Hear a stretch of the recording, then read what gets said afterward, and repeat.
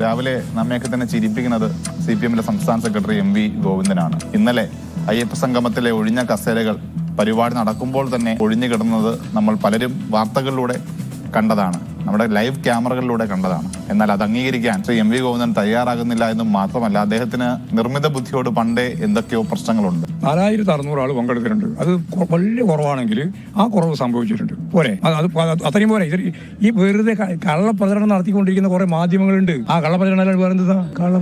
കള്ളപ്രചരണം അല്ലാതെ നിങ്ങൾ എന്നാ പിന്നെ നിങ്ങൾ ക്യാമറ കൊണ്ട് 400, നിങ്ങൾ പറഞ്ഞ 400 എത്രയാ പങ്കെടുത്ത പറഞ്ഞ ഞങ്ങള് 500 600 സംതിങ്. ശുദ്ധ അസംബന്ധം പറയുന്നതിന്, കളവ് പ്രചരിപ്പിക്കുന്നതിന് എന്തെങ്കിലും നാണോ മാനം വേണ്ടേ? അതാ പറഞ്ഞ ഞാൻ കാണാണ്ട് തന്നെയാണ് ഞാൻ പറഞ്ഞത്. നിങ്ങൾ കണ്ടില്ലല്ലോ നിങ്ങൾ പറഞ്ഞത്. ഞാനൊരു കാര്യം പറയും. നിങ്ങൾ ഇത് പത്ര മാതൃഭൂമിയാ? ഇതാണ് ദൃശ്യം. അല്ല, അപ്പൊ ഏത് സെഷനിൽ പങ്കെടുത്തതിനെ പറ്റി ഞങ്ങൾ പറയുന്നത്? ഓരോ സെഷനിലും 1000 ആൾ പങ്കെടുക്കണം. വേണമെങ്കിൽ നിങ്ങൾക്ക് എന്തെല്ലാം സെഷൻ എടുക്കാൻ പറ്റും, നിങ്ങൾ കാണിക്കാൻ പറ്റും.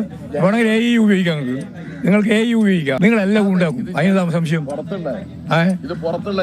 നിങ്ങൾ എന്തിനാ നിങ്ങൾ ഇപ്പോൾ ബാധിക്കുന്നത്? ആർക്ക് വേണ്ടി ബാധിക്കുന്ന? അല്ല, ഞാൻ ചോദിക്കുന്നതാണ്, നിങ്ങൾ ആർക്ക് വേണ്ടിയായി ബാധിക്കുന്നത്? അയ്യപ്പ സംഗമം പൊളിഞ്ഞു പോയി എന്ന് പറയാനാ? ആർക്ക് വേണ്ടിയാ? നിങ്ങൾ കണ്ടോ?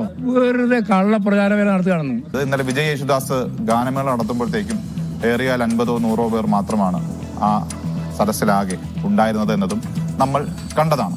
4600 പേർ വന്നുവെന്ന് സംസ്ഥാന സെക്രട്ടറി പറയുമ്പോൾ 600 പേർ മാത്രമേ വന്നുവെന്നാണ് മറ്റ് കണക്കുകൾ പുറത്തു വരുന്നത്.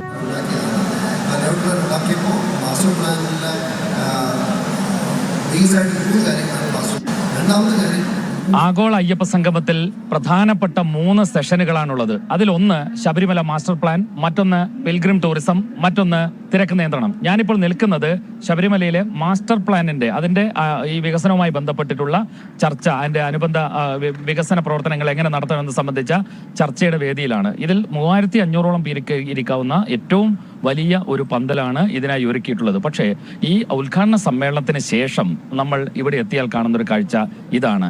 വളരെ കുറഞ്ഞ പങ്കാളിത്തം മാത്രമാണ് ഈ സെഷനുകളിലെല്ലാം തന്നെ ഉണ്ടായിട്ടുള്ളത്. സംഗമത്തിന്റെ 2ാം വേദിയിൽ തീർത്ഥാടക ടൂറിസമാണ് പ്രധാനമായും ചർച്ച ചെയ്തത്. TK നായരടക്കമുള്ള പ്രധാനപ്പെട്ട ആളുകൾ പാനലിസ്റ്റുകളായി എത്തി. പക്ഷെ ഇവിടെയും ദേവസ്വം ബോർഡ് പറഞ്ഞതുപോലെ ഒരു പങ്കാളിത്തമില്ല. ഒഴിഞ്ഞ കസേരകളാണ് ഏറെയും.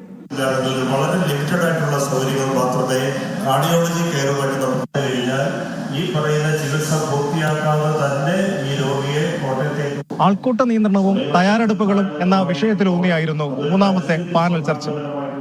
വലിയ തയ്യാറെടുപ്പുകൾ ഉണ്ടായിട്ടും ഇവിടെയും ആൾക്കൂട്ടം കമ്മിയായിരുന്നു.